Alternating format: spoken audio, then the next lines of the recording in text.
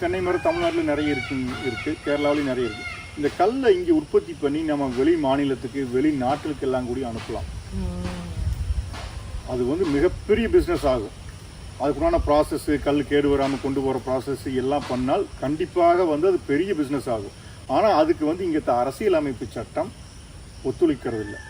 ஒரு எக்ஸாம்பிள் ஏன் சொல்கிறேன் தெரியுங்களா, நம்மளோட நண்பர் ஒருத்தர் யூஎஸ்ஏலேருந்து வந்தாருங்க. வந்து அவர் வந்து கல் சம்மந்தமான ஒரு ஆராய்ச்சி பண்ணார்.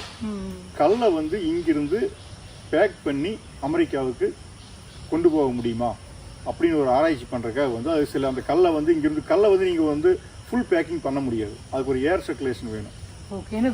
வெடிச்சிடும், அது கேஸ் இருக்கிறதுனால. அதனால நீங்கள் வந்து ஃபுல்லாக பேக் பண்ணி நீங்கள் வெளிநாட்டுக்கு கொண்டு போக முடியாது.